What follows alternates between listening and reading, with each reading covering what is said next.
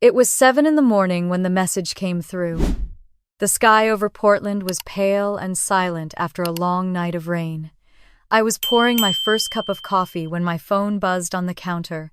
I didn't think much of it. Mom usually texted early, reminding me to pick up groceries or check on Dad's insurance bill. But this time, there were only 7 words. You're banned from Thanksgiving until you bow to your sister. No hello, no explanation, just a decree. For a second, I thought it had to be a joke. Then another message appeared. Megan deserves respect.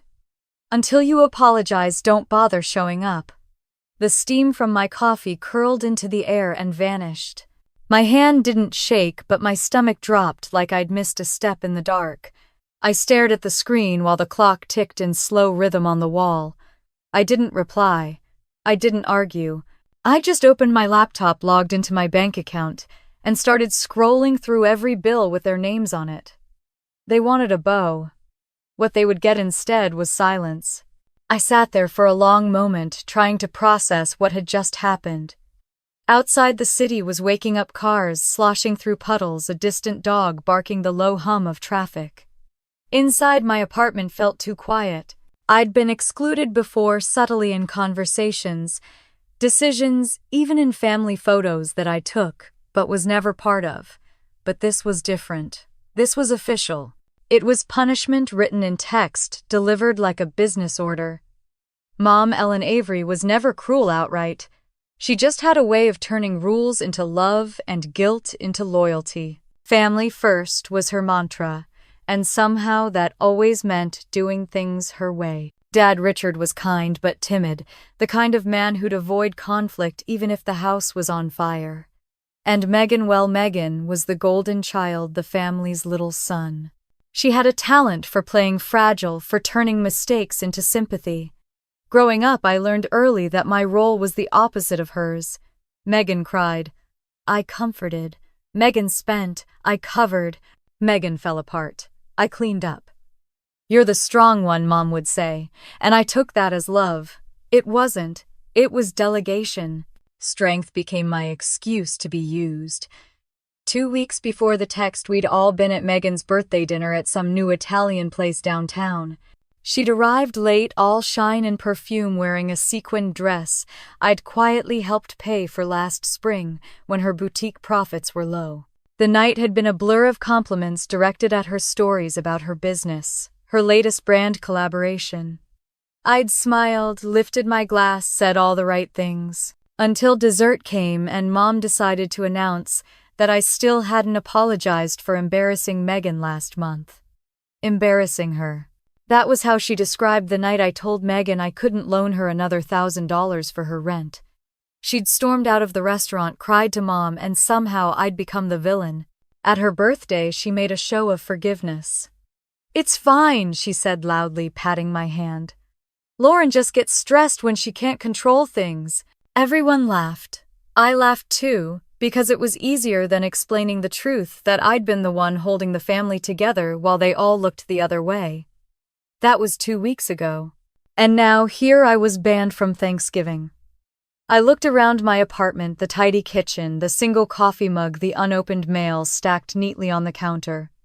I'd built this life for peace, not punishment. I'd done everything right, paid my bills, worked hard, helped my family whenever they called. And somehow I was still the one cast out. The rain started again, soft, at first tapping against the window like fingers drumming. I scrolled through my messages, rereading Mom's words. You're banned until you bow. The phrasing stuck with me. Bow. It wasn't about an apology. It was about submission. It was about Megan winning. A new message popped up from Mom. It's for the best, sweetheart. Don't make this harder than it needs to be. I could almost hear her voice, soft, rehearsed, the same tone she used when she wanted me to feel small. I set my phone down, letting the screen dim. For most of my adult life, I'd been their quiet provider. When Dad lost hours at work, I stepped in to pay the property taxes. When Mom's car broke down, I handled the repair bill. When Megan maxed out her credit card, I transferred money before interest could hit. They all called me so responsible, as if it were a quirk, a harmless habit. But responsibility was just another word for control, and they liked that I carried it so they didn't have to. I thought about all the times I'd answered their calls in the middle of meetings, all the just this once favors that turned into routines. Every month money flowed quietly from my account into theirs. I told myself it was love. It was duty. It was what good daughters did. Now, staring at the blinking cursor on my laptop screen, I saw the truth. It wasn't love. It was transaction disguised as family. And I was done paying the fee. I opened my budgeting spreadsheet, rows and rows of neat blue lines.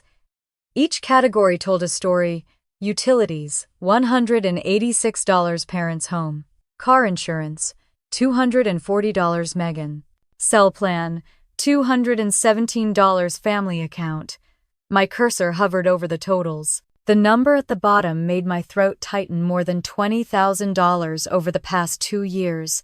I'd paid for stability that wasn't even mine. The coffee had gone cold. I stood up, walked to the window, and watched rain gather in silver beads along the glass. The city looked clean-washed. I thought of Thanksgiving Mom's table, crowded with plates and chatter. Megan in her perfect dress, Dad carving turkey, while pretending not to notice who was missing. Would they even feel my absence, or just my unpaid bills? The question lingered like fog. I turned away from the window and sat back down at my desk. If silence had been my weakness, it was about to become my weapon. I opened a new document and began typing. The title came to me instantly: Family Expenses, Personal Record. Under it, I started listing every bill, every date, every amount I'd covered. It wasn't anger that guided me, not yet. It was clarity, the cold, clean kind that comes after a long storm. Halfway through the list, my phone buzzed again. A message from Megan. "You could have avoided all this if you'd just said sorry." I didn't reply. I highlighted another line on my spreadsheet instead. August 14, boutique rent transfer, $900. My jaw tightened. They wanted a bow. They'd get something else. I saved the file, closed the laptop, and exhaled. The apartment felt different, lighter almost.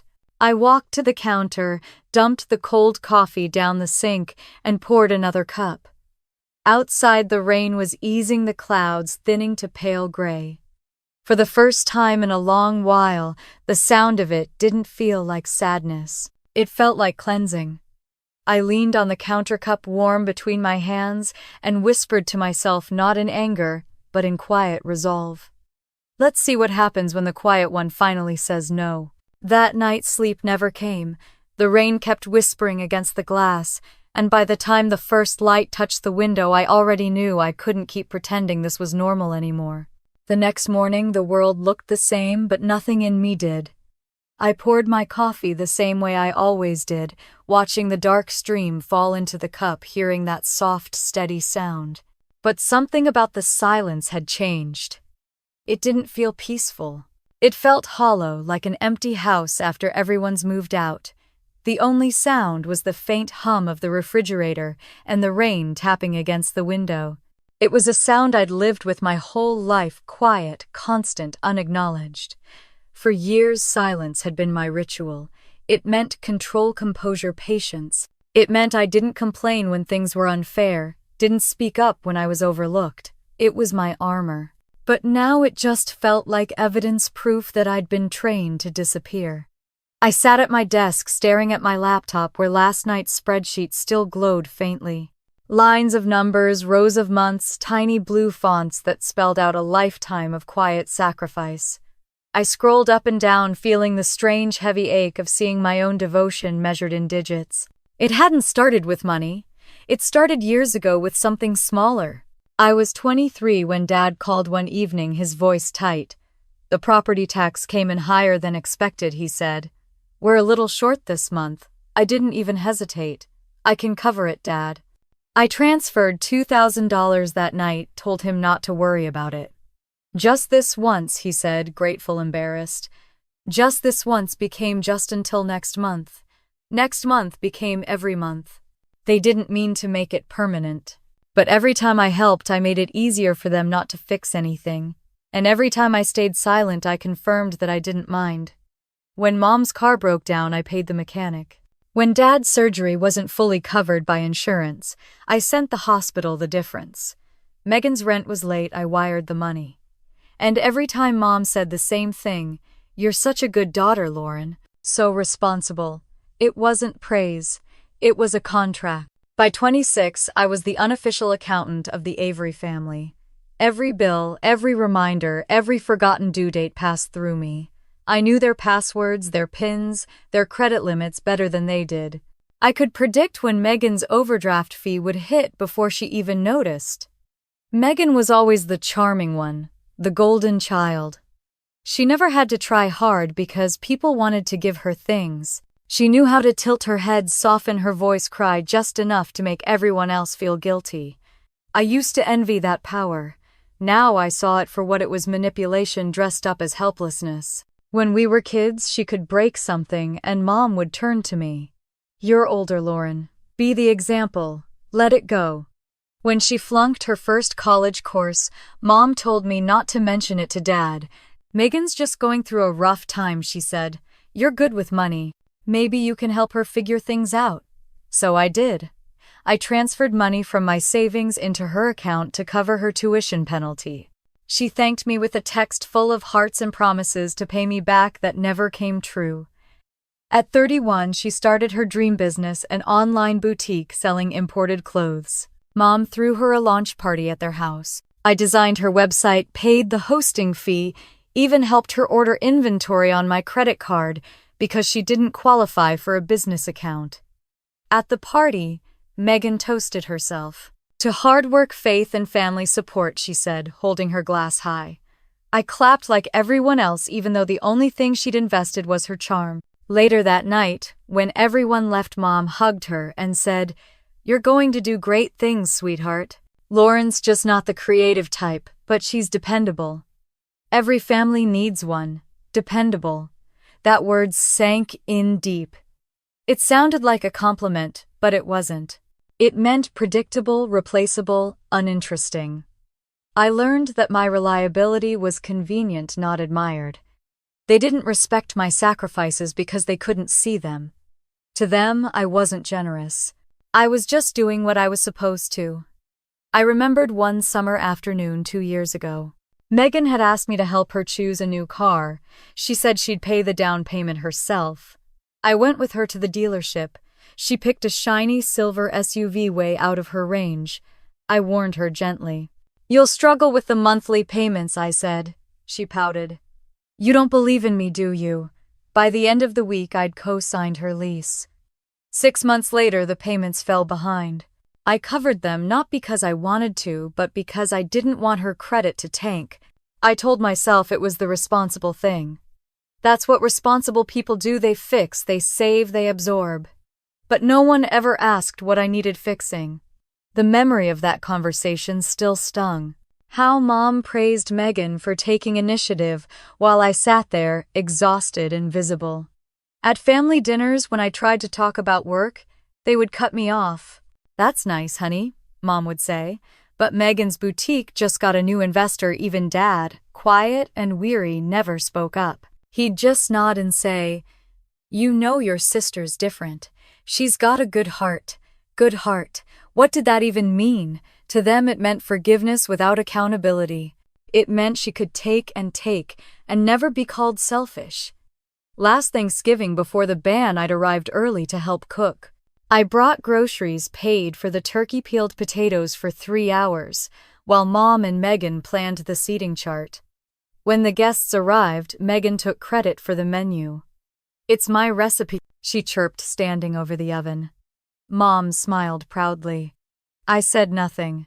Later, as I stood at the sink washing dishes, I watched through the doorway as Megan laughed with our relative's wine glass in hand, basking in attention. Dad clapped her shoulder and said, "That's my girl." No one noticed I hadn't eaten.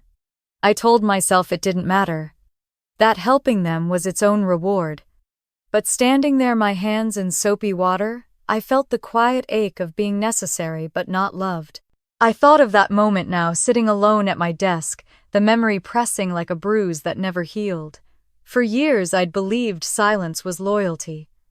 That if I stayed steady, stayed giving, they'd see me as good. But all it did was teach them how easy I was to overlook. Maybe this was why the text didn't break me, it just confirmed what I'd known all along. I wasn't family, I was a service. I opened my notebook and began to write not numbers this time, but words.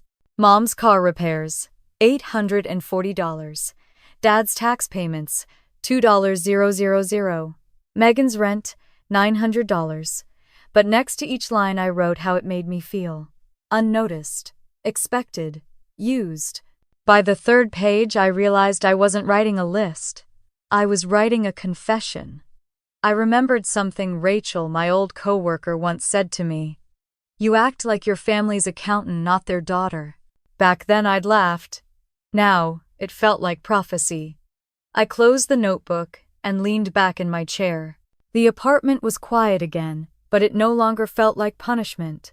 It felt like a chance to finally hear myself think. I walked to the window.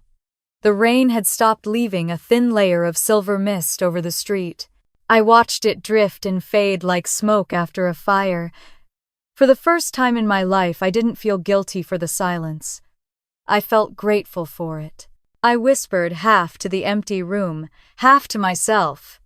For years I thought loyalty meant silence, but silence only taught them how easy I was to ignore. On the table, my notebook lay open, pages filled with evidence of every sacrifice, every quiet moment that went unseen. I picked up my pen, drew a line under the last entry, and wrote one more sentence. If silence was my language, then receipts would be my revenge. The words sat there, sharp and final. I closed the notebook, the sound echoing softly in the still air. Outside, the mist cleared, revealing a slice of pale blue sky, fragile but free. That clarity stayed with me through the night, and by the next evening, just as I began to feel a fragile kind of calm, my phone buzzed again with her name lighting up the screen. The voicemail came just as I was locking my front door that evening. Megan's voice poured through the speaker, sweet as honey and twice as fake. "You know Mom wouldn't have banned you if you'd just said sorry," she said. "You always make things so dramatic, Lauren. It's just Thanksgiving." I stood in the hallway for a long time, the sound of her voice echoing off the walls. Just Thanksgiving. That was the thing about her. She could turn any humiliation into something trivial, any cruelty into a misunderstanding.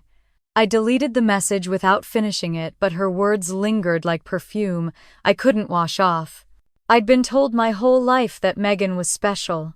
Even when we were kids, she was the one everyone noticed. The one who got the new clothes, the better bedroom, the last slice of pie.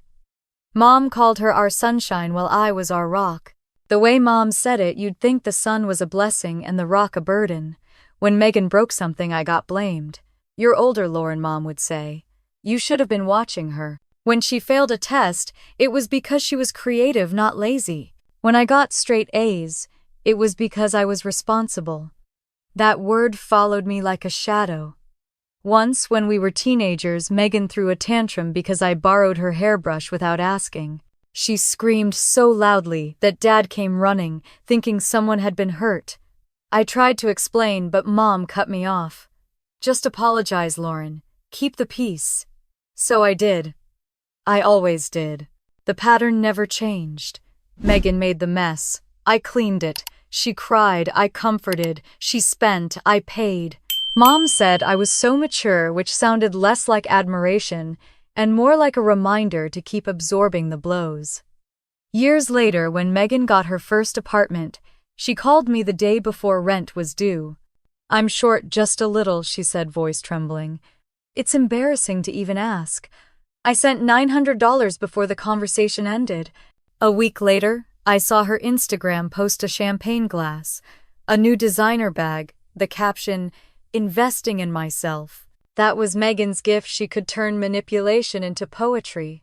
Mom always defended her. "You know your sister," she'd say. "She's sensitive. You're the strong one. Can't you just let it go?" And I did. Because every time I tried to stand up for myself, It became a crime against family unity. 2 weeks before the text that banned me, I sat through her birthday dinner. It was a full production, Megan, in a glitter dress, her boutique friends taking selfies, mom fluttering around like a stage manager. The restaurant lights were warm, but everything felt cold. Halfway through dessert, Megan decided to tell a story. "Remember when Lauren freaked out about the money for my car?" she said, laughing. "She was acting like I was buying a yacht or something." Everyone laughed, even Dad. I smiled too, though my throat burned. "That's not exactly what happened," I said quietly. Megan tilted her head, smiling like a cat. "You're so sensitive, Lauren. Relax, it's a joke."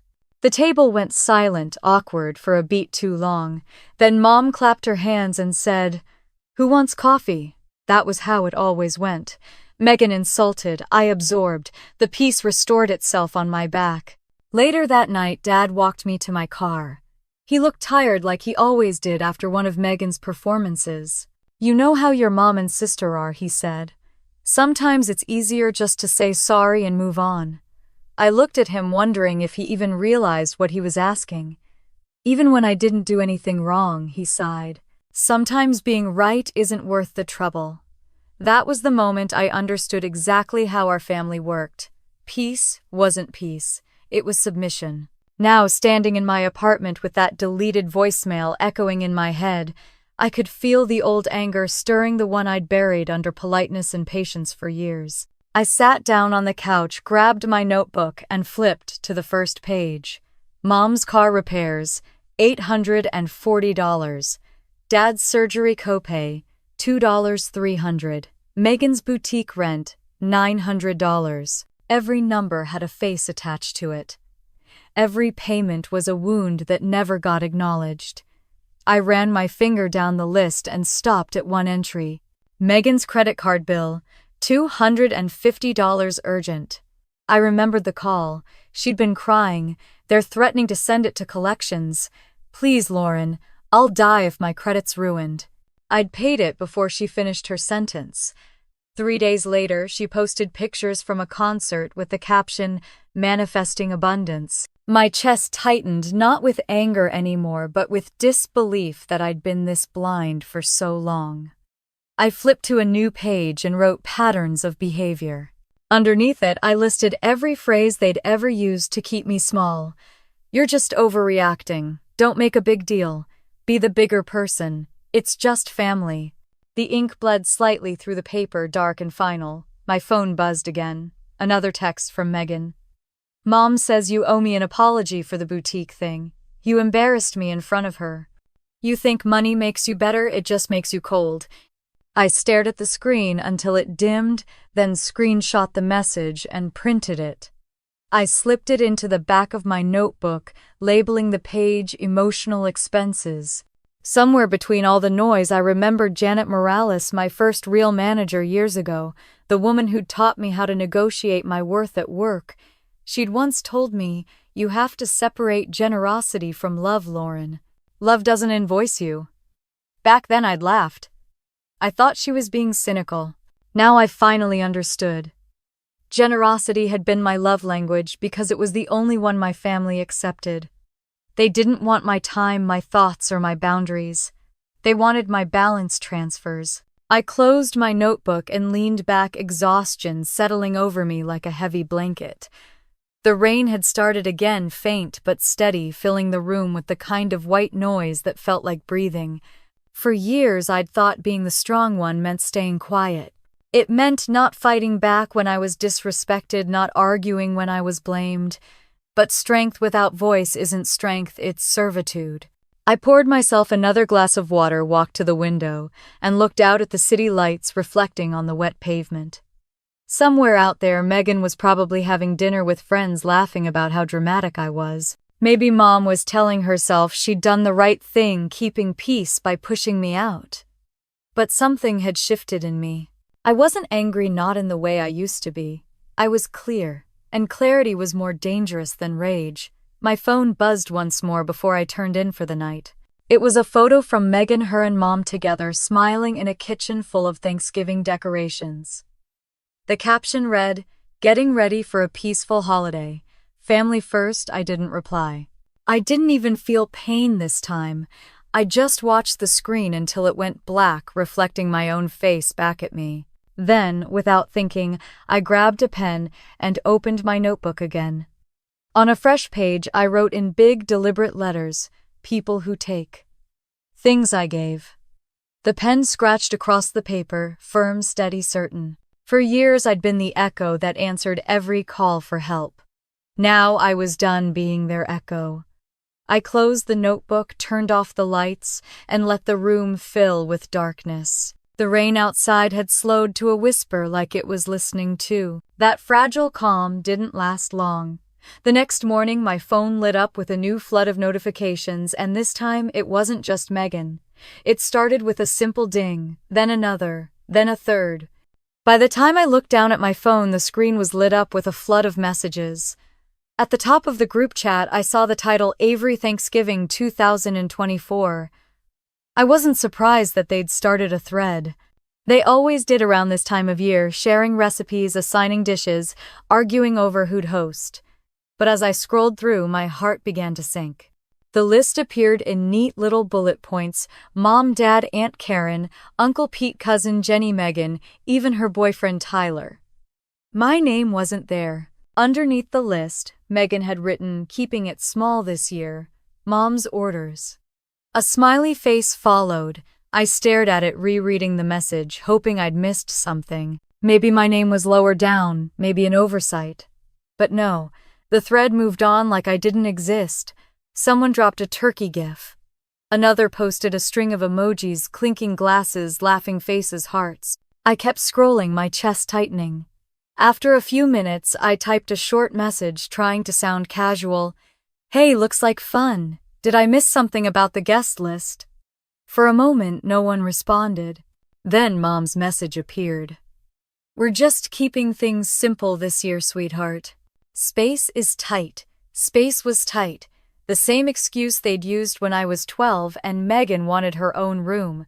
I'd slept in the converted storage nook for 2 years while she got the window and the new furniture. Some things never changed. Then Megan replied, "Limited seating, Lauren. Try Christmas if you behave." My stomach turned. The words blurred. I could almost hear her voice in my head, playful, mocking, that sing-song tone she used when she wanted everyone to think she was joking but wasn't. The chat went silent for a second. Then someone sent another turkey gif, and the conversation rolled on as if nothing had happened. I sat there, my fingers frozen above the screen. I wasn't angry. Not yet. Mostly I was tired. Tired of pretending that humiliation didn't sting just because I'd learned to hide it. I thought of replying, of saying something sharp, something to defend myself. But I could already imagine Mom's response. "Lauren, don't start drama." That was her favorite phrase: "Don't start drama, don't make waves, don't ruin the mood." So instead, I closed the chat. The rest of the day passed in a blur. I worked from home, answered emails, took a walk in the drizzle. But every time I checked my phone, there was a new message in that thread: photos of the turkey, questions about side dishes, jokes about who'd burn the rolls this year. I didn't open it again. I didn't need to. The message was clear. By evening, my phone buzzed once more. This time it was a text from Megan directly. "Don't take it personally, okay? Mom just wants peace. You know how you get, how I get." That phrase landed like a slap. To her, I wasn't a person. I was a problem to be managed, a flaw in an otherwise perfect picture. I set my phone face down and walked to the kitchen. The rain had picked up again, tapping hard against the glass. I stood there in the dim light, hands gripping the counter, breathing through the ache in my chest. For years I'd told myself I didn't need their approval, that I was independent above their childish drama, but it still hurt. Because no matter how old you get, being erased by your own family cuts the same. Around 9, another notification flashed across the screen, a Facebook tag from Megan. I hesitated before opening it. The post was public. A picture of her and Mom in the kitchen, arms around each other, smiling over a half-prepared turkey. The caption read, "Family first, keeping it cozy this year." The comment section filled fast. So sweet. You two look just alike. Can't wait to see everyone. I stared at the screen, feeling the sharp, familiar sting crawl up my throat. There it was again, the same phrase that had haunted me my whole life. Family first. Family first had always meant Megan first. I closed the app. The quiet in my apartment pressed in on me. I thought about calling Dad just to hear a voice that wasn't pretending, but I knew how that would go. He'd stumble through an apology that wasn't his to try to soothe me, tell me it wasn't a big deal. He'd say he was stuck in the middle, that Mom and Megan just wanted peace. Peace. That word had become their shield, their way of disguising exclusion as virtue. I sat back on the couch, staring at the ceiling. Peace was what they called it when I paid their bills. Peace was what they called it when I bit my tongue while Megan mocked me. Peace was what they called it when they banished me for standing up for myself. My phone buzzed again. Another group chat message. Against my better judgment, I opened it. Aunt Karen had posted a picture of the dining room table, set beautifully, candles in silver holders, place cards written in Mom's neat handwriting. One by one, I read the names. Mom, Dad, Megan, Tyler, Aunt Karen, Uncle Pete, Cousin Jenny. 8 cards, 8 names, no 9th. No Lauren. Megan commented, perfect number this year, no extra chairs, no drama. A string of laughing emojis followed. The air left my lungs. I didn't cry. I just felt this deep, hollow quiet fill me like a vacuum, pulling everything inside me still. I typed out a reply, enjoy dinner. Then I deleted it before sending. Instead, I opened the Notes app on my phone and typed something else. If they can erase me that easily, maybe it's time to erase what I've built for them. I locked my phone and sat in silence. A while later, Rachel texted me. Saw Megan's post. You okay? My thumb hovered over the keyboard. I almost typed the usual I'm fine, but something stopped me. Instead, I wrote, not yet. But I will be. Her reply came fast. Good. Because one day they'll realize what they lost, and you'll already be gone. I didn't know if she meant gone emotionally or gone completely, maybe both. The rain eased into a drizzle again. I looked out the window, the city lights smearing into long streaks of gold on the wet pavement. Somewhere across town, my family was probably laughing, debating gravy, or stuffing, pretending everything was perfect. For years, I'd been the invisible thread holding them together. The one who quietly fixed, covered, filled in. And now they'd cut me loose, without realizing that I'd been the one holding the fabric up. They thought they'd punished me, but in truth they'd just freed me. I turned off my phone, finished the last of my cold coffee, and pulled the curtains closed. The room went dark, except for the faint glow of the city outside. I whispered to the empty room they just uninvited me from their table. Tomorrow, I'll uninvite them from my wallet. The words sounded strange at first, harsh, final, but also honest. For the first time, the silence didn't feel like weakness. It felt like a beginning. That night, I fell asleep to the sound of rain against the windows, and when morning came, Thanksgiving morning, the silence in my apartment felt heavier than ever. Thanksgiving morning arrived quietly, without alarms, without a plan, without a single reason to get out of bed. The city outside was still half asleep, gray light pressing through thin clouds, the sound of drizzle steady against the windows. I made coffee, stood by the counter, and realized it was the first holiday in years when no one expected me to show up to bring food, to pay for something, to fix something. The silence was sharp, but it was honest. I tried to treat it like any other Thursday. I cleaned the apartment, folded laundry, answered a few work emails. When that didn't fill the emptiness, I went for a walk. The air was cold enough to sting my cheeks, the kind of air that carried the scent of fireplaces and roasting turkey from every other home. Families were inside, laughing, setting tables, clinking glasses. It was impossible not to feel the contrast, their noise, my quiet. A neighbor across the hall, an older woman with silver hair, opened her door at the same time I came back up the stairs. She smiled kindly. "No family visiting today, dear," I forced a small smile. "Not this year." She nodded, a sympathetic look in her eyes, then disappeared behind her door. I stood there for a moment, listening to the muffled laughter that drifted from her apartment. Back inside, the silence swallowed me whole. The clock ticked too loudly. I scrolled through social media just to hear something familiar, but that only made it worse. Megan had already posted a video her and Mom basting the turkey, the caption reading, "Family makes everything taste better." I put the phone face down. The apartment suddenly felt too small, too clean, too still. Around noon, my phone buzzed again. I almost didn't check it. When I finally did, it was a text from Mom. "We saved you a plate, sweetheart. It's on the porch. Happy Thanksgiving." Porch.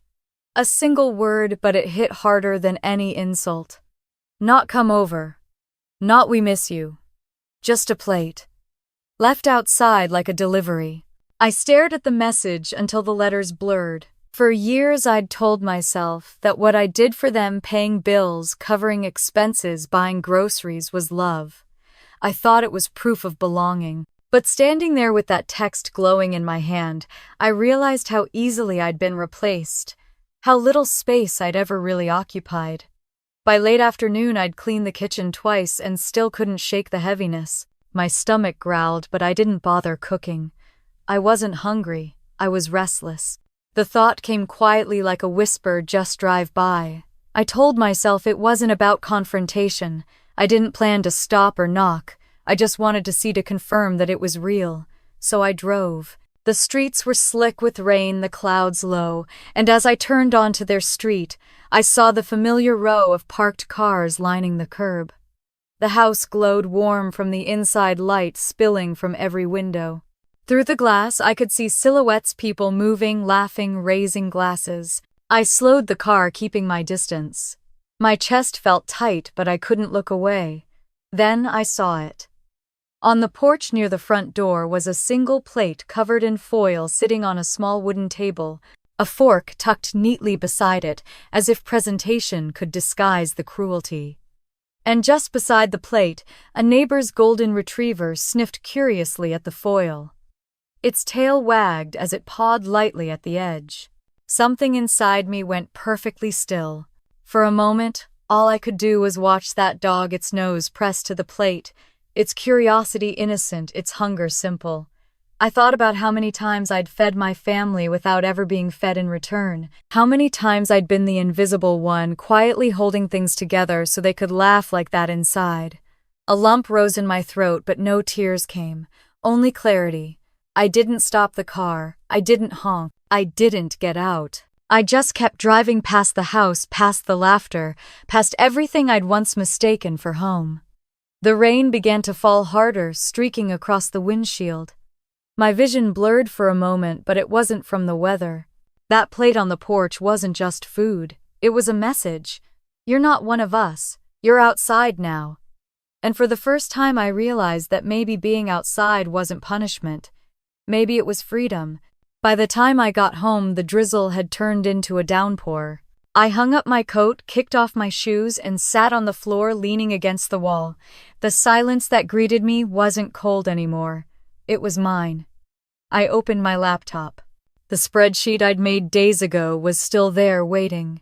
Each line of data looked different now, less like evidence of generosity, more like a map of how I'd been drained. I stared at it for a long time. Then I began deleting every automatic payment one by one. Mortgage contribution cancel. Utilities cancel. Family phone plan cancel. Insurance cancel. Streaming services cancel. Each click sent a tiny pulse of adrenaline through me. Not anger power. For years my actions had been invisible. Now, for the first time, they were deliberate. When I was done, I sat back and exhaled, the sound soft and shaky in the quiet apartment. My hands trembled slightly. I hadn't expected it to feel like this, not triumphant, not vengeful, just light. The rain outside slowed again, falling in steady rhythmic drops. I turned off the lights and let the room dim to gray. I pictured the house I'd left behind, The laughter, the empty chair at the table, the untouched plate cooling on the porch. And then I pictured something else, Mom, picking up her phone tomorrow, realizing the bills hadn't gone through. Megan trying to buy something online and seeing her card declined. The quiet panic that would ripple through them, the realization of how much they'd depended on the person they'd pushed out. It wasn't about revenge, it was about release. I poured myself a glass of wine, sat by the window, and watched the rain slide down the glass like silver threads. My reflection looked calm, older somehow. They left me a plate, I whispered. I left them the bill. The words sounded strange, almost bitter, but I couldn't help the small smile that tugged at my lips. It wasn't joy exactly, it was relief. Hours later, my phone lit up on the table. Missed calls. Mom, Megan, Dad. Then a stream of messages. Lauren, did you touch something? The internet's not working. The card got declined. Megan, what did you do? I didn't answer. I watched as the notifications stacked one after another, filling the screen like raindrops on glass. 37 calls by the time I turned the phone face down. I leaned back on the couch, eyes closed, the faint hum of the city outside, steady and low. Finally, they noticed me. But they were too late. The silence around me didn't feel like emptiness anymore. It felt like ownership of my space, my choices, my peace. I lifted my glass in a quiet toast to no one and whispered, Happy Thanksgiving. And for the first time, I meant it. I woke up the next morning to a phone vibrating endlessly on the nightstand, missed calls stacking faster than I could count, proof that the silence I'd left behind was finally being heard. The phone wouldn't stop buzzing. By mid-morning, there were 52 missed calls stacked on my screen like little tombstones. Mom, Megan, even Dad. I watched them flash and fade. As I sat on the couch, the mug of cold coffee untouched beside me. My apartment was quiet except for the sound of rain tapping the glass. I didn't answer a single one. I'd spent a lifetime responding, fixing, rescuing. This silence felt like control. When the noise finally stopped, I opened my laptop. The banking app loaded slowly, and when it did, I stared at the endless scroll of transactions, my family's names lined up in a neat digital graveyard. Every payment was a memory: mortgage supplements, utility bills, co-pays, Venmo transfers for emergencies, grocery orders, subscription renewals. Every line was proof that I had built their comfort one quiet sacrifice at a time. I hit print. The machine hummed to life, spitting out page after page. The smell of ink filled the air. When the last page slid into the tray, I gathered them into a neat pile, the paper warm beneath my fingers. I spread them across the floor the way detectives spread evidence. Here was Mom's car repair, Dad's prescription refill, Megan's boutique rent. All of it written in black and white, undeniable. I picked up a highlighter and began to mark the numbers one by one. Each stroke of yellow burned brighter than anger. I remembered every moment, the thanks that never came, the casual assumption that I would always be there. When I reached the bottom of the pile, I saw the total. I'd stopped keeping track after a while, but the math was right there in front of me now. Tens of thousands, enough to buy my own home outright. My throat tightened. I sat back, surrounded by receipts, drowning in proof. For years I'd told myself this was love. But love that only moves one way isn't love, it's labor. I reached for the thick binder I'd bought months ago for work, the kind with clear sleeves and sturdy rings. On the spine, I printed a label, "This is what I did for you." One by one, I slid the papers inside. Mortgage, utilities, medical, Megan. Each sheet made a soft crackle as it settled into place, like the sound of something being sealed shut. When I finished, I sat for a while just staring at it. The binder was heavier than I expected. Maybe that was fitting. It carried the weight of my silence. By noon, I needed air. I grabbed my coat and walked through the drizzle to the small coffee shop near the waterfront. I hadn't been there in months, not since before the ban. Janet Morales was already there waiting. my old boss mentor friend. She was sipping black coffee and reading the paper, her glasses perched low on her nose. She looked up as I approached. "Lauren," she said with a smile that was both sharp and kind, "you look like someone who's finally ready to talk." I sat down, wrapping my hands around the warm mug. "I did something," I said quietly. "I figured," she replied. "You have that look." And so I told her. I told her everything: the ban, the plate on the porch, the calls I ignored, the years of quiet payments. I spoke slowly, methodically, the way you read a confession out loud, to see if it sounds as bad as it feels. When I finished, she didn't say anything for a while. She just took a sip of her coffee, studying me. Then she said, "They're not just taking your money, Lauren. They're taking your future. Every dollar you give them is a piece of your time, your energy, your peace. You've been subsidizing their irresponsibility for years." I nodded, my throat tight. "I don't know how to stop." "Yes, you do," she said calmly. "You've already started. But if you want to be free, you have to perform a financial exorcism." The phrase hit me like a jolt. "A what?" She leaned forward. "You have to remove yourself from their system. Every account, every card, every autopay. Leave them to face their own reality. You can't save them and save yourself at the same time." Her words settled in deep. "How do I even start with evidence?" she said, gesturing to the binder in my bag. "You've already done the hardest part, acknowledging it. Now you need to quantify it. You need to make it real." We spent the next hour at that table sketching out a plan. Janet had that sharp, practical mind I'd always admired.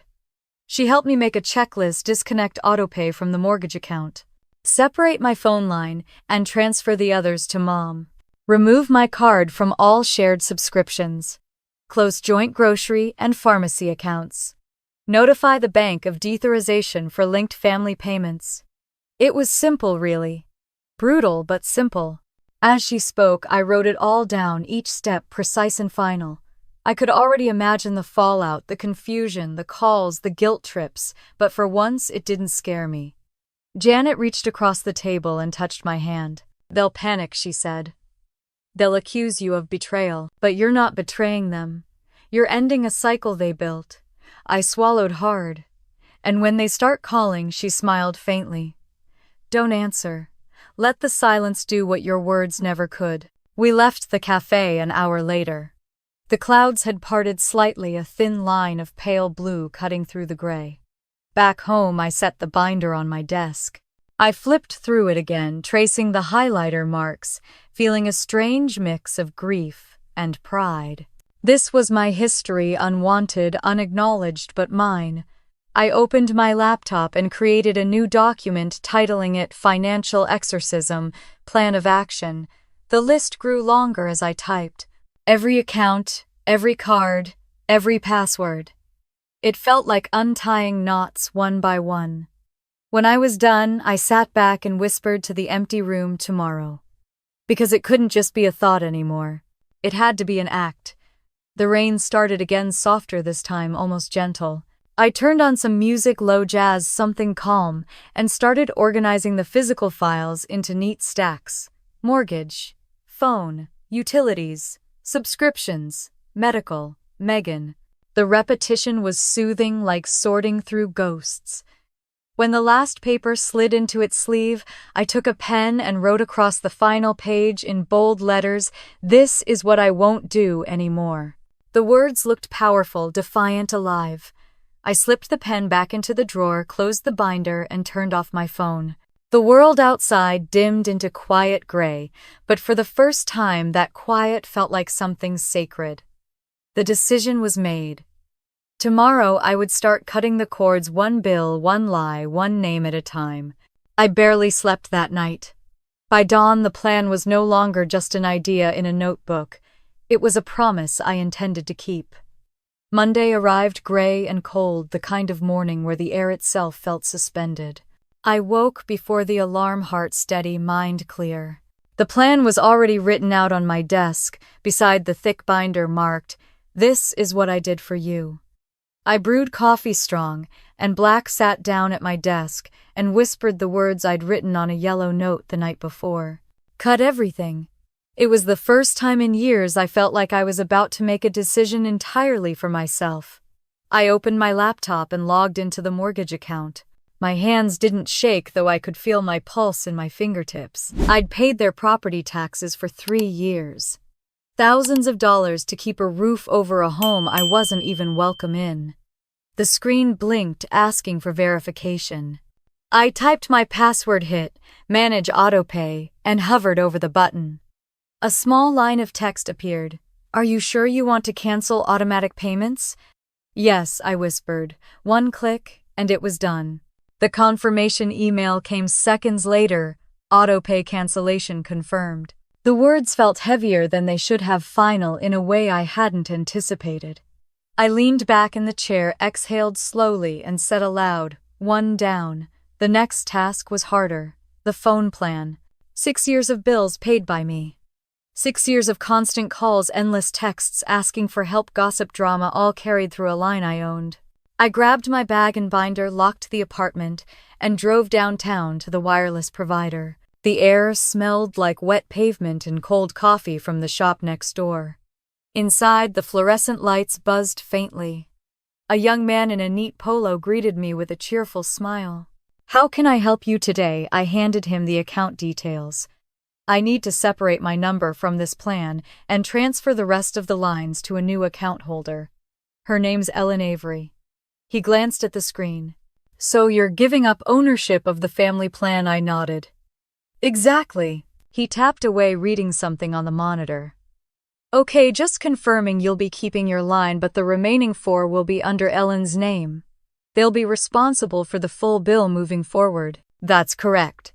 He handed me a stylus and turned the tablet toward me. Sign here. The moment the pen touched glass, a strange feeling washed over me. It wasn't guilt, it was release. 6 years of obligations undone by 1 signature. When the transaction finished, the young man smiled politely. You'll get a confirmation email shortly. Anything else today? I shook my head. No, I think that's everything. As I left, the automatic doors opened with a soft hiss. Cold air rushed in, biting at my cheeks. I walked to my car, feeling lighter, freer, like I'd just stepped out of a heavy coat I didn't realize I'd been wearing. Back home, I continued the purge. Amazon. Remove payment method. Netflix. Remove payment method.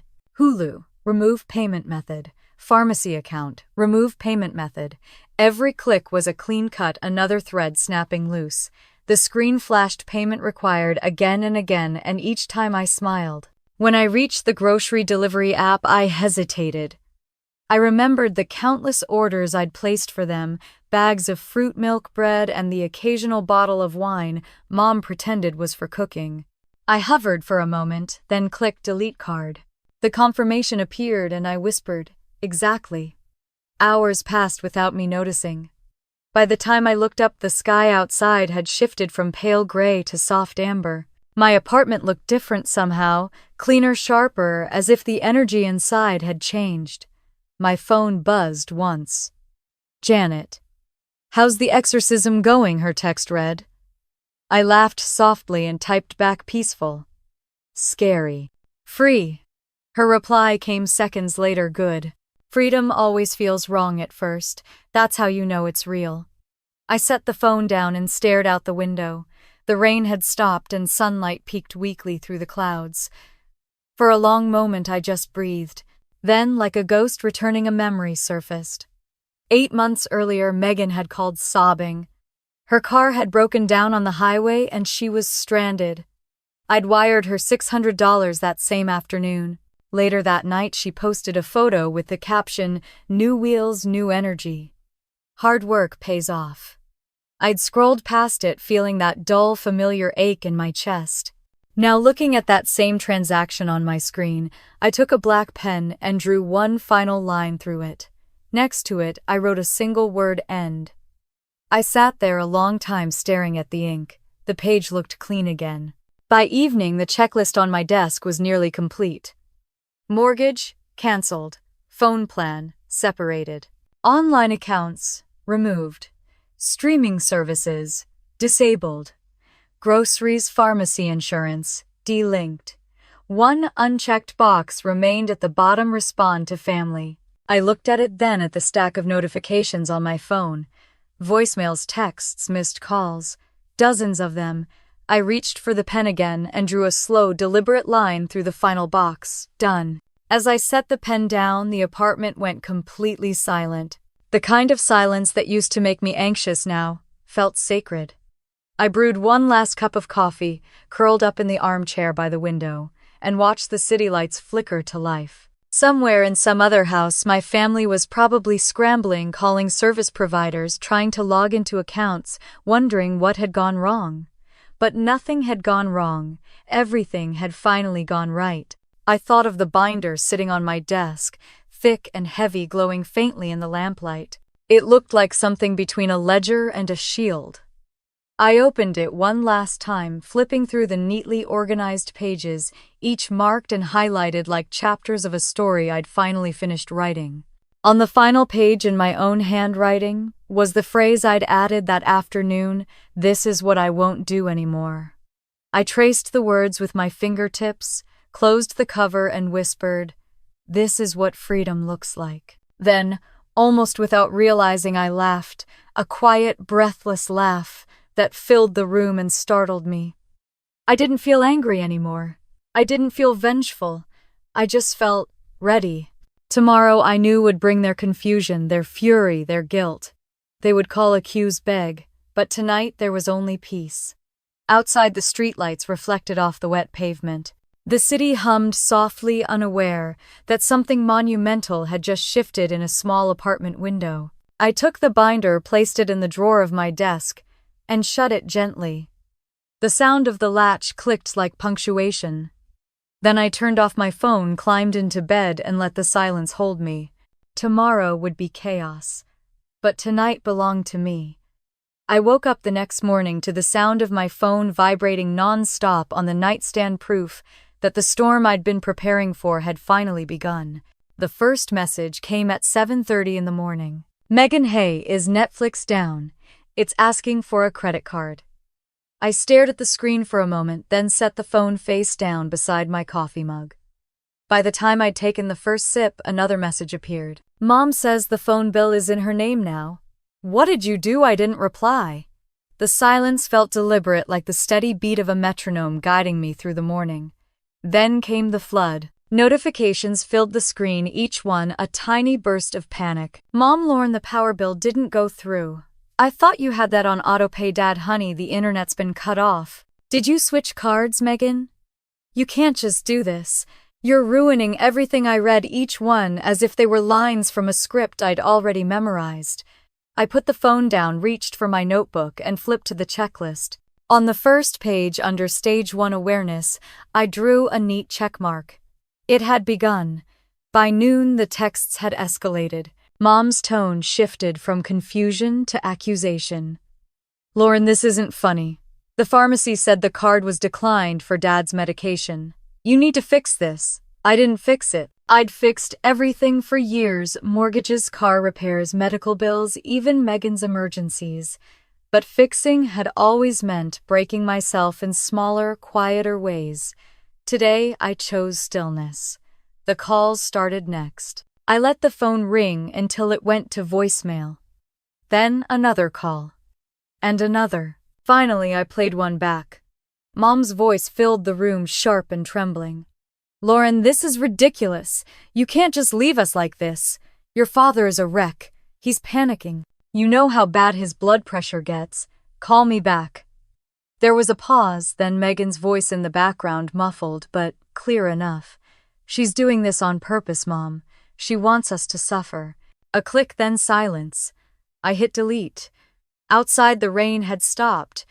The city looked washed clean, every surface shining. I leaned against the window and thought about how strange it was, how peace could look like destruction to people who'd built their lives on your labor. I didn't feel cruel. I felt awake. Later that afternoon, Dad's name appeared on the screen. I hesitated for the briefest second, then let it go to voicemail too. His message came through minutes later. Lauren, it's Dad. The pharmacy said our card didn't go through and your mom's losing her mind. I don't know what's going on, but we need to talk. Please, sweetheart, just call us. His voice wasn't angry. It was small, almost defeated. For a moment, guilt rose in me like a tide, familiar, sharp automatic, but I caught it before it drowned me. I whispered to myself, compassion isn't compliance. I set the phone aside and opened the binder. Each page was a reason, each line a memory. The evidence of years spent holding up people who never once thought to hold me. By evening, the group chat came alive again, a digital riot. Megan. This is financial abuse, Lauren. Do you even realize what you've done, Mom? Your father can't get his prescription. This is serious. I raised you better than this. Megan, we're changing the locks if you don't fix this by tonight. I smiled faintly at that last one. They didn't realize I had already walked away long before they'd noticed the space I left behind. At 7, my phone buzzed again. This time, it was Janet. How's the aftermath? Her voice asked through the speaker. Loud, I said. But manageable, she chuckled softly. That's how withdrawal works. They're crashing from the drug of dependency. Don't mistake noise for power, Lauren. Silence is still your ally. I looked around my apartment, calm and untouched by their chaos. I'm trying, I said.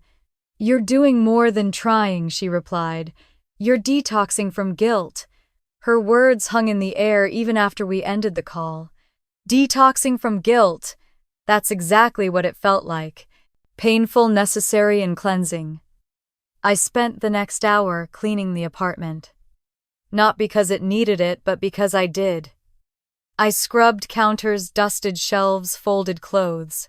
With every motion, I felt lighter, as if shaking off years of weight I'd been told to carry. When I finally sat down again, the sun had set, and the city below glowed amber. My phone lit up once more, another voicemail. I didn't listen right away. I just stared at the notification for a while before pressing play. Mom again. Her tone was different this time, tired, almost pleading. Lauren, please. Your father is exhausted. None of us can sleep. You can't just abandon your family like this. We're not perfect, but we're family. Please call me. There it was, the hook. The word she always used like a net. Family. I almost laughed.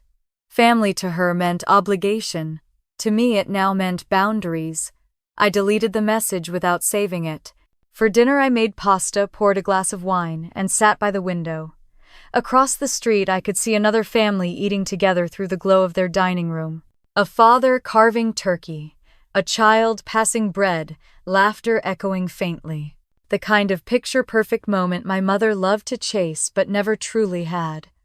I twirled the pasta on my fork and thought about the difference between having a family and being consumed by one. For years, I'd bought my seat at their table with money times silence.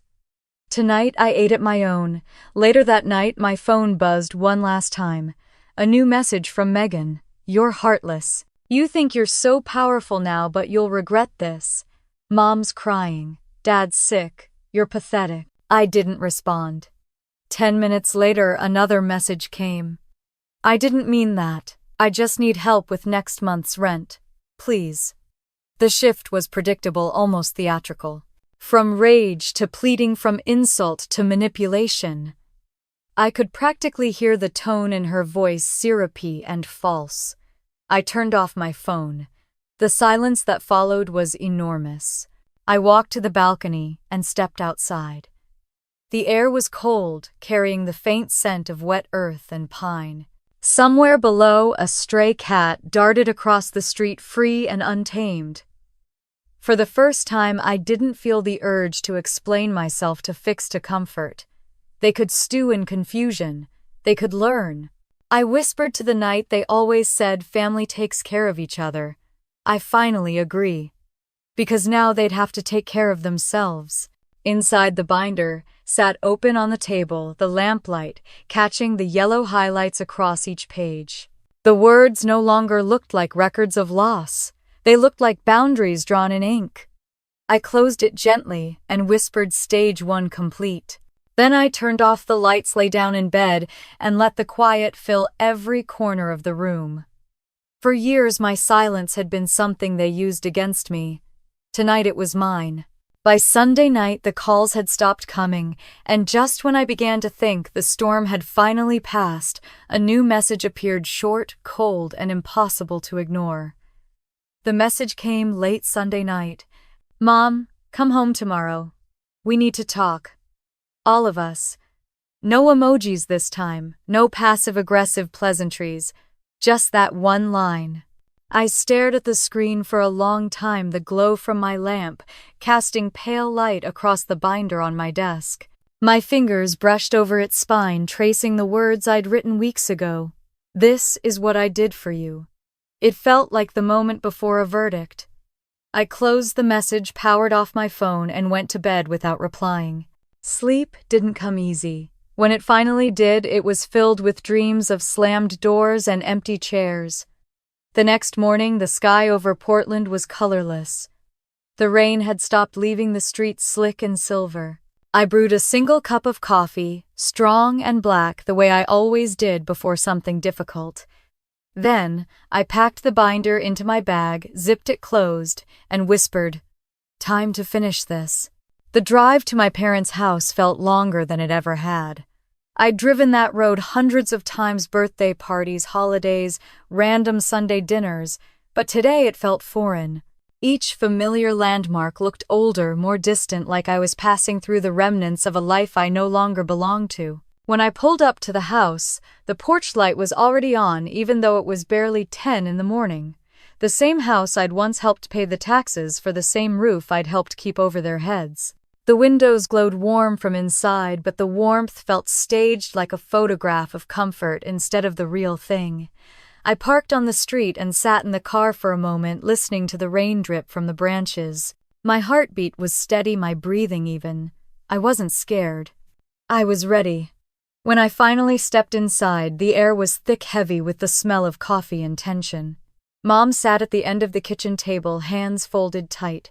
Dad was beside her, pale and quiet. Megan lounged in a chair opposite them, arms crossed, eyes sharp. No one spoke as I walked in.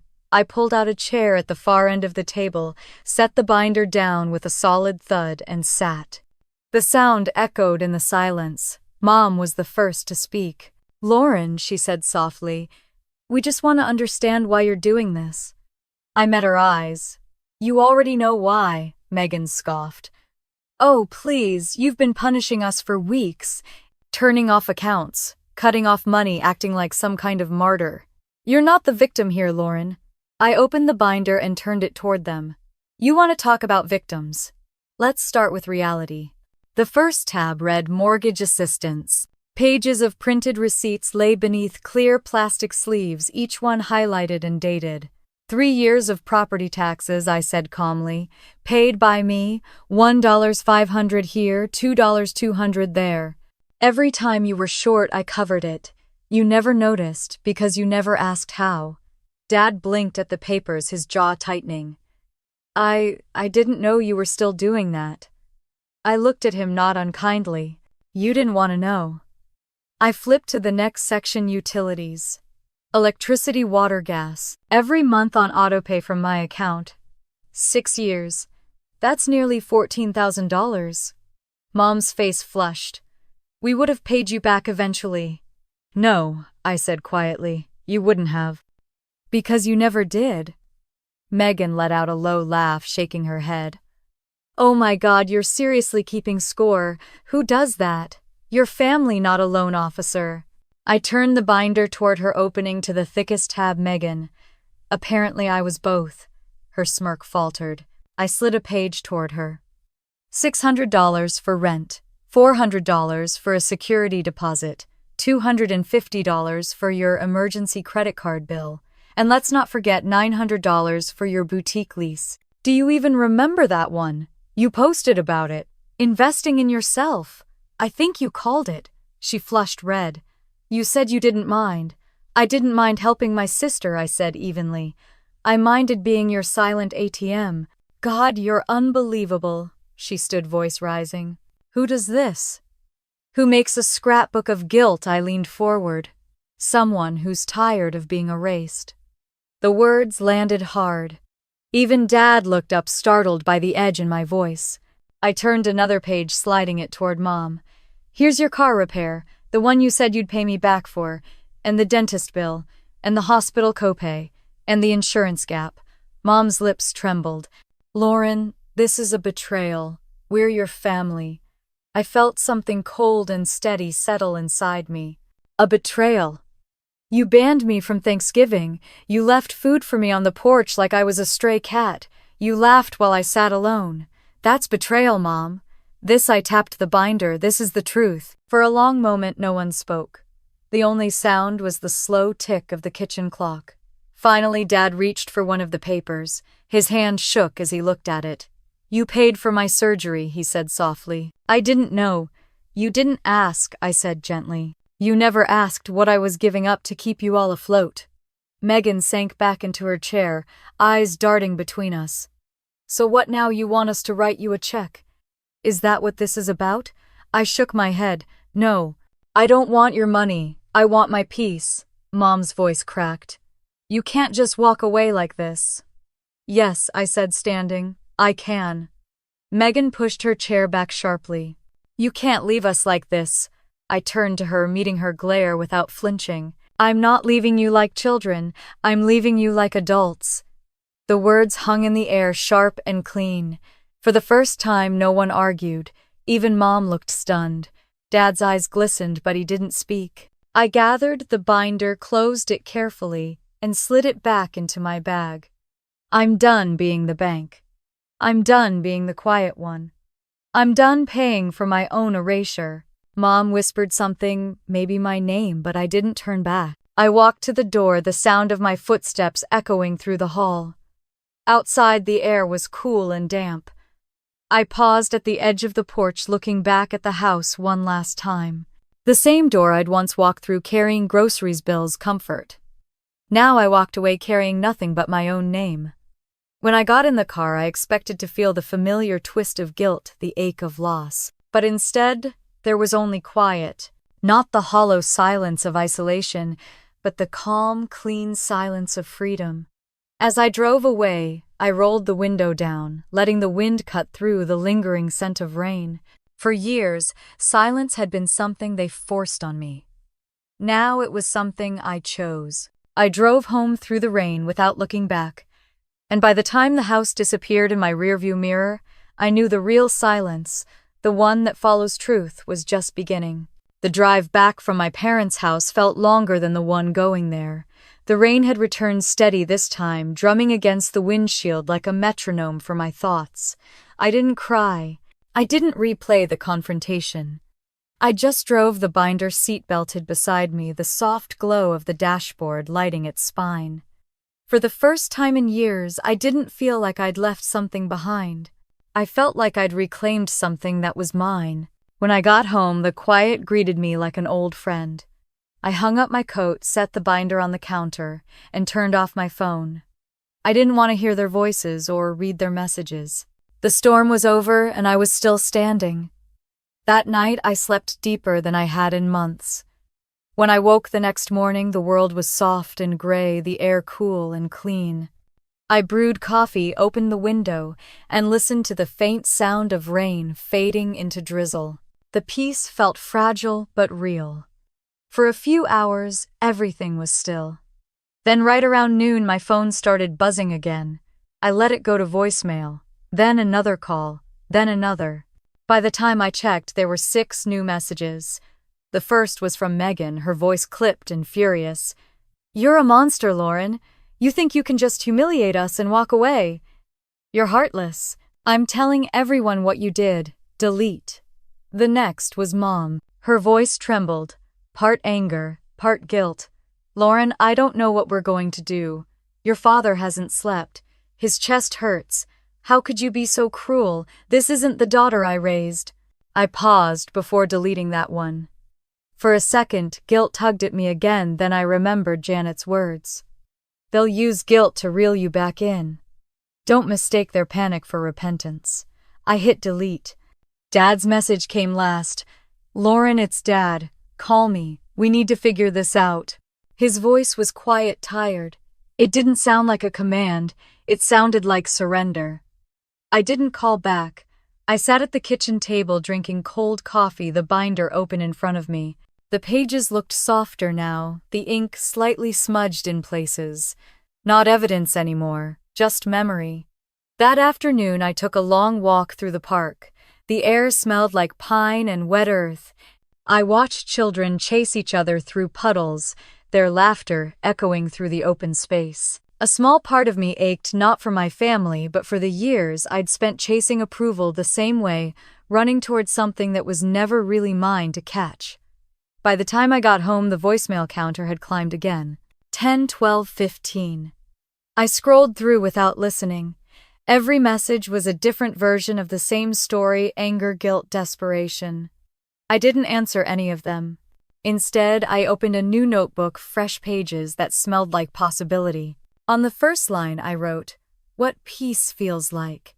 The words felt foreign and soft under my pen. I made dinner for one: pasta with olive oil, garlic, and herbs.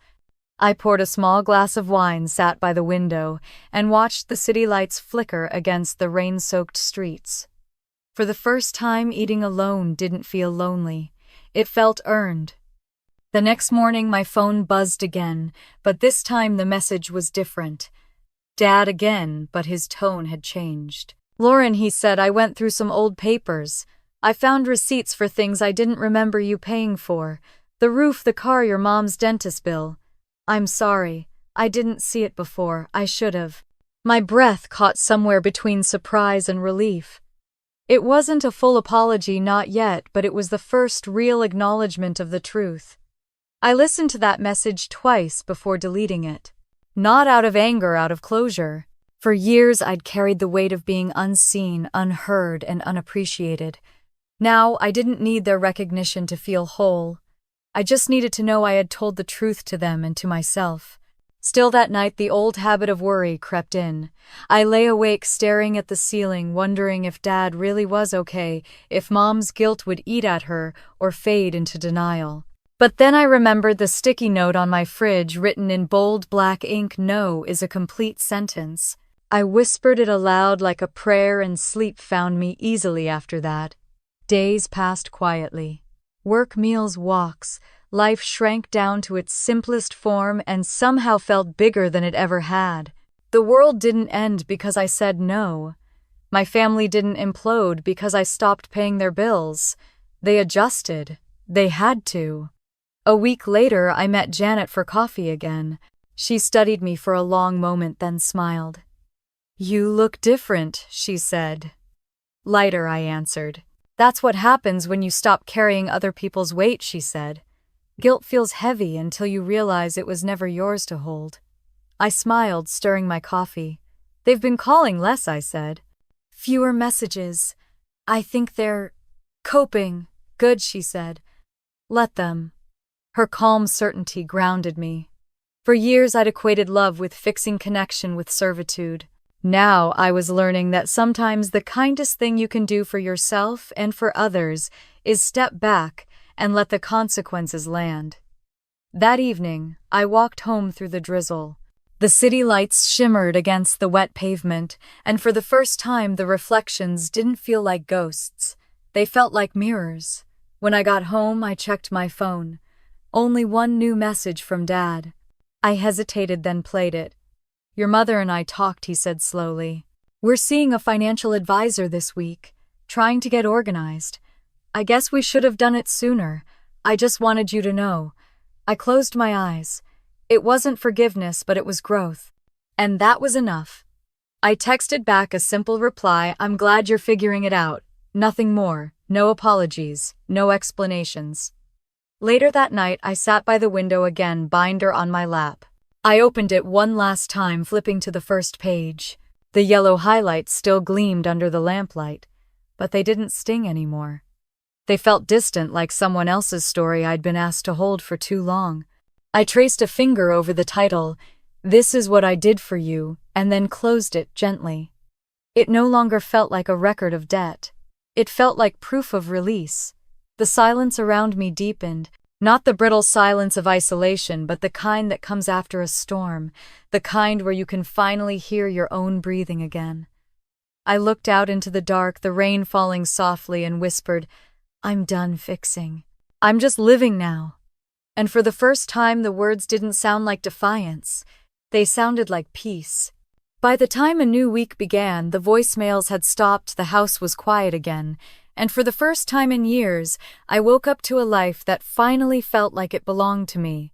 The morning light slipped gently through the blinds, soft and gold, touching the edges of my new apartment, like a quiet promise. It had been 6 weeks since I last set foot in my parents' house, and in that time the world had rearranged itself into something simpler. Smaller, yes, but mine. I padded across the hardwood floor, barefoot, coffee in hand, and opened the window. Portland air, cool and clean, drifted in, carrying the faint scent of rain and cedar. Down below, people walked, their dogs jogged, started their days. I'd forgotten how peaceful it felt to wake up without dread. No lists to check, no bills to track, no one waiting to call me selfish for not answering fast enough. I sat on the couch, sipping my coffee, watching sunlight catch the dust motes in the air. This was what peace looked like, not dramatic, not cinematic, just ordinary and steady. The binder sat on a shelf across the room, tucked neatly between 2 books. I hadn't opened it since that day. I didn't need to. It was a monument now, not a wound. A reminder that survival doesn't always mean fighting it, sometimes means walking away. Around mid-morning, my phone buzzed. A text from Rachel. "Lunch today, my treat." I smiled. For years, I'd been the one paying the one, covering the one, smoothing over awkward silences by reaching for the check. Now it was nice to be on the other side of generosity. "Sure," I texted back. "See you at noon." The cafe was bright and full of chatter when I arrived. Rachel waved from a corner booth, 2 coffees already waiting. "You look different," she said as I slid into the seat across from her. "Different good or different bad?" She studied me for a second, then grinned. "Good. Lighter, like you stopped carrying a backpack full of rocks." I laughed softly. "That's not far off." As we talked, I realized how much space I'd cleared for real conversation now that my life wasn't consumed by managing someone else's chaos. We talked about work, travel books, even silly things like trying new recipes. For once, there was no guilt lurking under the surface, no fear that I'd have to rush home to fix a disaster. At one point, Rachel reached across the table and said, "You know, you did something most people never manage. You stopped bleeding for people who wouldn't even notice if you died of paper cuts." Her words landed heavy, then settled somewhere deep in me. I didn't reply, just squeezed her hand in quiet agreement. After lunch, I stopped by a small plant shop on my way home. The air inside smelled like soil and eucalyptus. I bought a fern, a bright green thing with delicate fronds, and placed it by my kitchen window. New life for a new chapter. The apartment still felt a little empty, but it was the good kind of empty, the kind that waited for possibility. Later that week, Janet came by. She hadn't seen the place yet. When she stepped inside, she smiled, looking around approvingly. "So this is freedom," she said, taking in the tidy space, the warm light, the absence of noise. I poured her coffee and handed her a cup. "It's small," I said, "but it's mine." She nodded. "Ownership isn't about size, it's about peace." We sat at the small dining table, steam curling from our mugs. "How are they?" she asked finally. I hesitated. "Quiet. I think they're managing. Dad mentioned they hired a financial advisor." "Progress," she said, her voice neutral but kind. "And you?" "I'm good," I said honestly. "I'm learning how to be still." Janet smiled. "Stillness isn't the absence of movement. It's the presence of yourself." We talked for a while about work, her grandkids, her garden. When she left, she hugged me tighter than usual. "Don't confuse peace with loneliness," she whispered, before walking out the door. That night I sat on the couch with a book and a glass of wine. Outside, the city was wrapped in quiet rain. Inside, there was only the soft hum of my refrigerator and the occasional sigh of the wind through the window. I looked around the room at the walls. I'd painted myself the furniture. I'd chosen the tiny fern by the window unfurling new leaves. Every part of it was mine, not bought for someone else, not borrowed, not owed. The next morning, an email popped up from Dad. The subject line read, "Just an update." I hesitated before opening it. It was short. "We're doing better. Working with the advisor helped. Megan moved in with a friend and got a new job. Your mother's been cooking again. I know things are still tender, but I wanted you to know we're trying. No excuses, no manipulation, just an acknowledgement." I stared at the screen for a long moment, then typed back, "I'm glad you're finding your way." It felt enough. Closure didn't always come wrapped in apologies. Sometimes it came as quiet understanding. That weekend, I finally did something I'd put off for months. I started a new folder on my laptop. I named it Plans. Inside, I created subfolders: savings goals, travel, 2025 future projects. Then, just for fun, I added one more: things that make me smile. I filled it with photos: the fern by the window, the view from my morning walks, the latte art from the cafe, the sky over Portland, when the rain finally broke. Small things, but they were mine. That evening, I pulled out the binder one last time. I opened it slowly, flipping through the pages that had once felt like scars. Now they were just history. Proof that I'd survived, proof that I'd learned. On the final page, I wrote a single line at the bottom in pen: freedom was never given. It was reclaimed. Then I closed it for good and slid it onto the highest shelf where it belonged, not forgotten, but finished. As I stood there, the last light of day stretched across the room, golden and soft. I poured myself another cup of coffee and leaned against the window, watching the sky fade into pink. For years, I'd thought peace was something that came after forgiveness. Now I knew it came from self-respect. I smiled at my reflection in the glass. "You made it," I whispered. Outside, a breeze stirred the fern, and somewhere in the distance, church bells began to ring, quiet and steady. I closed my eyes and breathed in the sound, the air, the moment. Freedom, it turned out, didn't roar. It whispered. By the time December rolled around, the days had grown shorter and quieter, and as Christmas lights began to flicker across the city, I realized the season felt different this year, calm, unburdened, and entirely my own.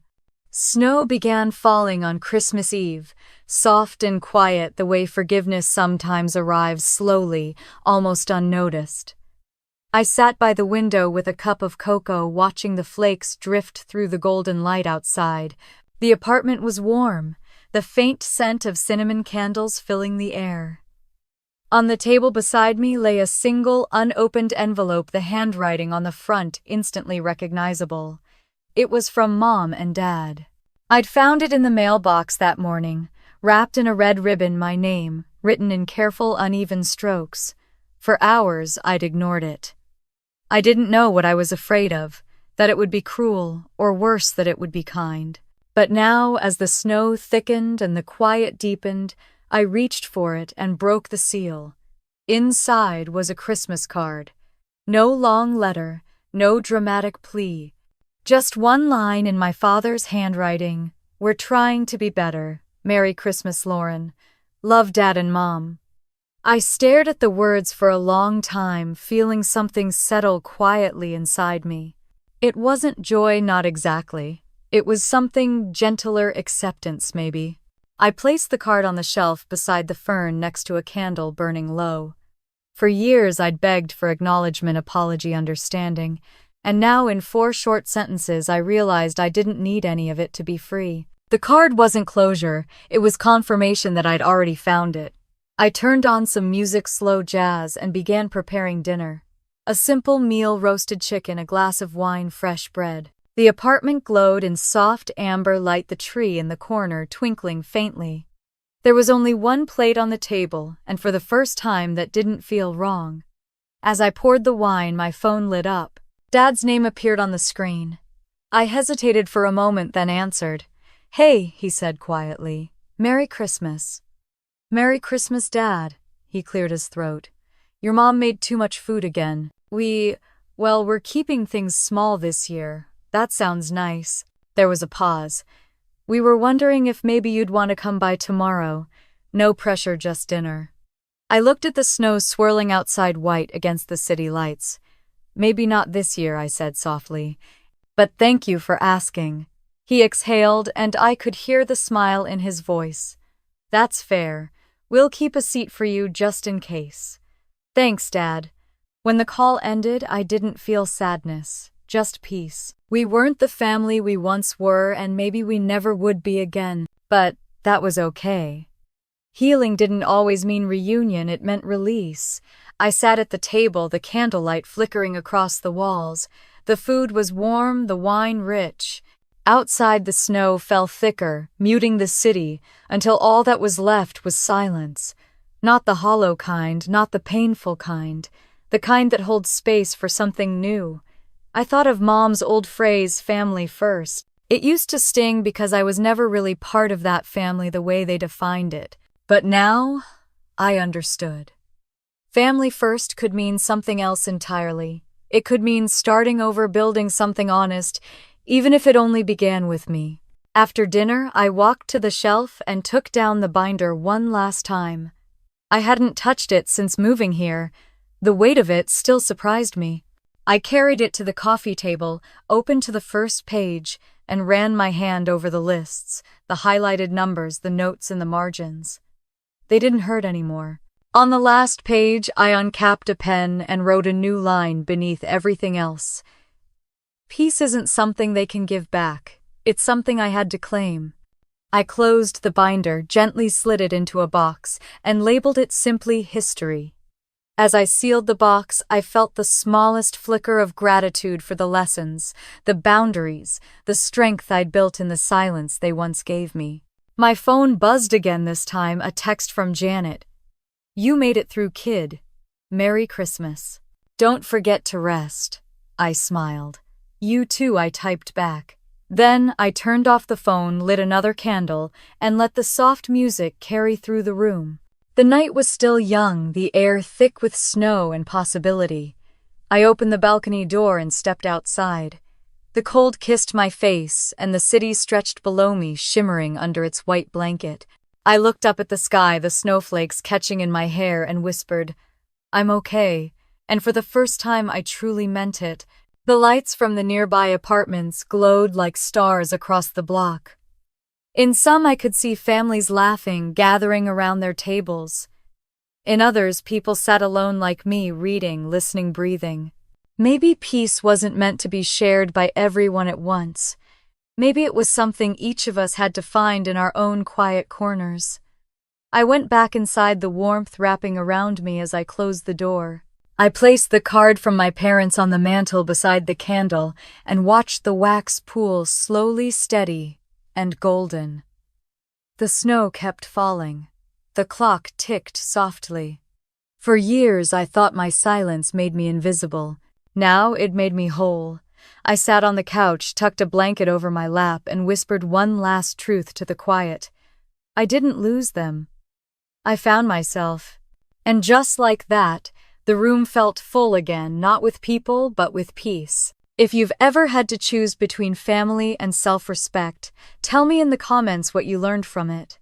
Maybe your story can help someone else find their own peace. And if this one spoke to you, stay a little longer, listen to the next story, and don't forget to subscribe for more true family stories, where silence turns into strength.